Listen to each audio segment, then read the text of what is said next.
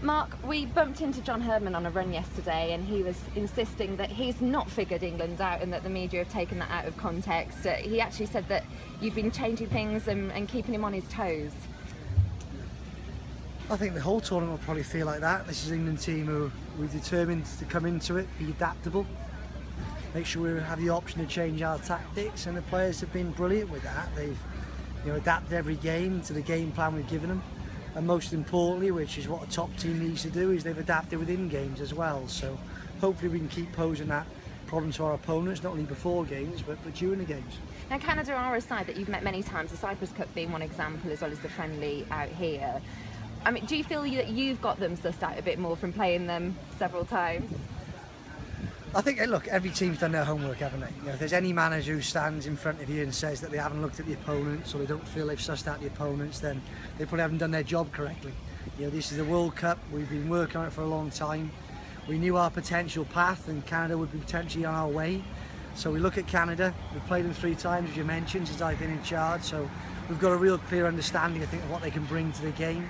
But as always with football matches, it comes down to having that information, pass it on to the players, being aware of it, but we've got to deliver big performances. If we don't deliver a big performance, then however much you know about Canada is irrelevant. Well, Cyprus Cup, few chances on goal if you actually added them up in that performance. Do you think it will be different to that? Are you going to be going on a front foot from the off? Well, one thing that's great with this team is we've shown in this tournament how clinical we are. We haven't had to create that many chances to score goals, and it's about putting the ball in the back of the net. And I think we've been guilty in the past of probably for the first year when I was in charge of creating lots of opportunities but not being clinical enough. And one thing we've had to focus on now is it's not about the number of opportunities you create, it's about the quality of those chances, and it's about when we get them, we put them in the ball in the back of the net. So the players are fully aware of that. I'm hoping we can create good clinical chances, give our forwards the chance to put the ball in the back of the net, and we know we're a huge threat from the set piece. We've seen that in the tournament so far, nearly a goal a game for a set piece. So the players are confident that however it comes, we'll find a way to score the goals we need to get us through to a semi-final. Do you think in the process of this tournament as well, you've learnt some valuable lessons from being able to tighten up at the back? Because if you looked at the Germany game, the friendly at Wembley, and you did really go all gung-ho, do you think that's been a learning experience? I think every time we get the players together, we've encouraged that the players see it as a learning opportunity. Same for the staff and the whole group as one, in terms of making sure that, look, where do we need to be competitive in this tournament? And all the experience we've had prior to it have been lessons, have been opportunities for us to get together, to learn, to experience things.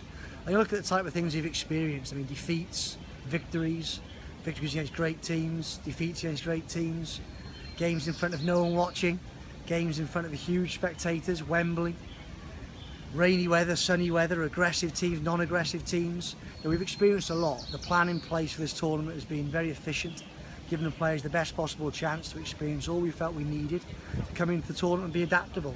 And certainly so far we've shown that.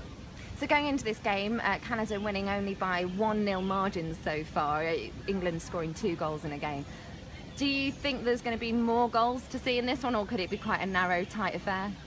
I don't really care. As long as we win by 1, I'm really happy with that. So, look, I think it'll be a tight game. Clearly, there's 2 good teams playing here, 2 teams who've genuine ambition of winning this tournament. So they'll be fighting for every ball. They'll be determined to get themselves through. I know with our team they'll leave nothing on the pitch. I'm pretty sure can do the same. So it's going to be tight. It's going to be competitive, and it's about which team can take the chances and which team can limit their opponent to those little amount of opportunities. And we've got a plan for that. We're really clear on what we need to do, and we're really excited by the challenge we face. Finally, has Jodie Taylor given you some tips about Christine Sinclair and Wilkinson and how to stop them?